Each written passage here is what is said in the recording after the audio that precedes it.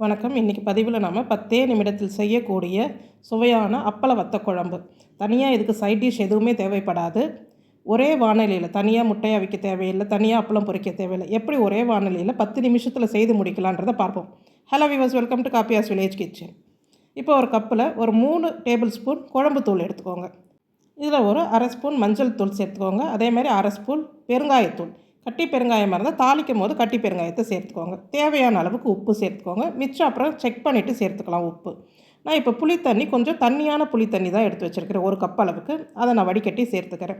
ரொம்ப திக்கான புளி தண்ணி தேவையில்லை, கொஞ்சம் தண்ணியாக கரைச்சி வச்சுக்கோங்க. புளிப்பு, காரம், உப்பு இது எல்லாமே இதை நல்லா மிக்ஸ் பண்ணிவிட்டு கட்டி இல்லாமல் அதை நம்ம செக் பண்ணி பார்த்துக்கணும். இந்த கன்சிஸ்டன்சி தான் நமக்கு குழம்போடைய டேஸ்ட். அதனால் இப்போவே நீங்கள் செக் பண்ணிக்கிட்டிங்கன்னா ஈஸியாகவே இருக்கும். இப்போ ஒரு வாணலியை ஸ்டவ்வில் வச்சுருங்க. வாணலி சூடானதோ ஒரு 5-6 டேபிள் ஸ்பூன் எண்ணெய் சேர்த்துருங்க. நீங்கள் ஆரம்பத்திலே நல்லெண்ணெய் சேர்க்கறதுனால நல்லெண்ணெயே சேர்த்துக்கலாம். இப்போ நம்ம தனியாக அப்பளம் பொரிக்கணும்னு அவசியம் இல்லை. இப்போ நீங்கள் ஸ்டார்டிங் இந்த எண்ணெயிலேயே அப்பளத்தை உடச்சி போட்டு பொரிச்சு எடுத்துருங்க. ஏன்னா முழுசாக பொரித்தாலும் நம்ம உடச்சி தான் கடைசியாக குழம்புல சேர்க்க போகிறோம். அதனால் இந்த மாதிரி சின்ன பீசஸாகவே உடச்சி போட்டு எடுத்துடலாம். ஈஸியாக இருக்கும் நமக்கு. ஒரு 4லேருந்து 5 அப்பளம் பொரிச்சிட்டிங்கன்னா போதும். இப்போ அந்த எண்ணெயில் வெந்தயம், கடுகு ஸ்டவ் ஆஃப் பண்ணிவிட்டு நீங்கள் வெந்தயம், கடுகு சேருங்க. அப்போ அது நமக்கு கரிஞ்சு போகாமல் இருக்கும். இப்போ ஒரு கப் அளவுக்கு சின்ன வெங்காயம், முழு வெங்காயமாக நான் சேர்த்துருக்குறேன்.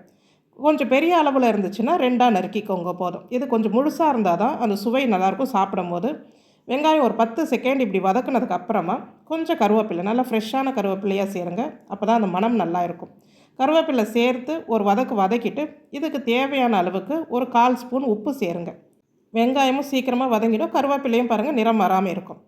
இப்போ நாம் ஒரு கைப்பிடி அளவுக்கு பூண்டு சேர்த்துக்கலாம். உரிச்ச பூண்டு, முழு பூண்டாகவே சேர்த்துக்கோங்க. பெரிய பல்லாக இருந்துச்சுன்னா 2ஆக நறுக்கி சேர்த்துக்கோங்க. நான் ஒரு 20 பல்லு பூண்டு சேர்த்துருக்குறேன். நீங்கள் பெரிய பல்லாக இருந்தால் ஒரு 10 பல்லு பூண்டு நறுக்கி சேர்த்துக்கோங்க. வெங்காயம் நல்லா வதங்கினதுக்கப்புறம் ஒரே ஒரு பெரிய தக்காளி எடுத்து இந்த மாதிரி நறுக்கி சேர்த்துருங்க. தக்காளி நல்லா வதங்கணும்னு அவசியம் கிடையாது இந்த குழம்புக்கு. இது தக்காளி சேர்க்காமலும் செய்யலாம். தக்காளி நம்ம இதுக்கு சும்மா ஒரு டேஸ்ட்டுக்கு தான் சேர்த்துருக்குறோம், ஒரு காய் மாதிரி சேர்த்துருக்குறோம். ஸோ இந்த தக்காளி எண்ணெயில் அந்த தோல் மட்டும் சுருங்கின உடனே நாம் இந்த புளி தண்ணியை சேர்த்துடலாம். இந்த புளி கரைசலை சேர்த்துட்டு ஒரு அரை கப்பு தண்ணி போல் சேர்த்துக்கோங்க. ரொம்ப தண்ணி சேர்க்கக்கூடாது, அதுக்கப்புறம் நம்ம கொதிக்கிறதுக்கு ரொம்ப டைம் எடுக்கும். இப்போ இது கொதி வர ஸ்டேஜில் நான் இப்போ ஒரு 3 முட்டை வச்சு எடுத்துக்க போகிறேன். அதனால் முட்டையை உப்பு தண்ணி கொஞ்சம் சேர்த்து முட்டையை நல்லா வாஷ் பண்ணிவிடுங்க. அதுக்கப்புறமா இந்த குழம்புலேயே போட்டுட்டிங்கன்னா தனியாக முட்டை அவிக்க வேண்டிய அவசியம் இல்லை. இந்த குழம்புக்கு சைட் டிஷ்ஷில் அவிச்ச முட்டை ரொம்பவே சுவையாக இருக்கும்.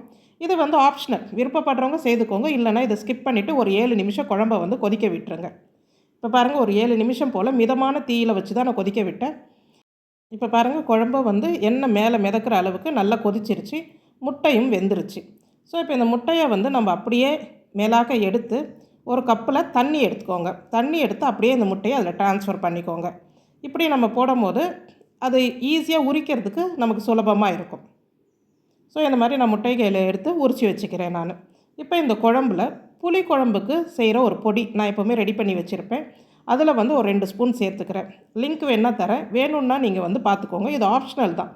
இல்லை உங்கள் ஸ்டைலில் நீங்கள் புளி குழம்புக்கு பொடி ரெடி பண்ணி வச்சுருப்பீங்கன்னா அதை சேர்க்கலாம். இல்லை புளியோதரை பொடி வச்சுருக்கிறீங்க அப்படின்னா அதை 1 ஸ்பூன் சேர்க்கலாம். அந்த திக்னஸும் அந்த மணமும் ரொம்ப நல்லா இருக்கும். கடைசியாக 2 டேபிள் ஸ்பூன் நல்லெண்ணெய் சேர்த்துருங்க.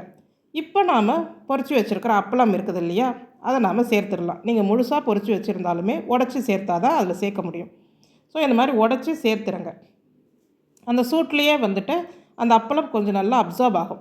சாப்பிட்ற நேரத்தில் இது அந்த நேரம் செய்து சூடாக சாப்பிட்றதுக்கு ரொம்ப சுவையாக இருக்கும். கொஞ்சம் அந்த சுடு சாதத்தில் நெய் சேர்த்து இந்த குழம்பு சேர்த்து நீங்கள் சாப்பிட்டு பாருங்கள். அதோடைய டேஸ்ட் ஒரு ஹெவன்லி காம்போவாக இருக்கும். ஸோ இதை மாதிரி நம்ம சேர்த்துட்டு இதை ஒரு மூடி வச்சு ஒரு 2 நிமிஷம் போல் விட்டுடுங்க.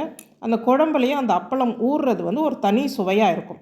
அப்பளம் நமுந்து போனால் சாப்பிட்றது யாருக்கெல்லாம் பிடிக்குமோ அவங்களுக்கு இந்த குழம்போடைய டேஸ்ட்டுமே ரொம்ப பிடிக்கும். இதை நம்ம சாப்பிட்ற நேரத்தில் அந்த அவிச்ச முட்டையுமே நீங்கள் குழம்போடு சேர்த்து போட்டு வச்சாலும் போட்டு வச்சிடலாம். இந்த ஒரு முட்டையும் இந்த அப்பளம் மட்டுமே போதும். இந்த குழம்புக்கு வேறு எந்த சைட் டிஷ்ஷுமே நமக்கு தேவைப்படாது. அதையும் மீறி இல்லை நான் முட்டை சேர்க்க மாட்டேன்றவங்களுக்கு தயிர் பச்சடி வச்சுக்கோங்க, ரொம்ப சூப்பராக இருக்கும். செய்து பாருங்கள், உங்களுக்குமே பிடிக்கும். பிடிச்சிருந்தால் லைக் பண்ணுங்கள். நன்றி.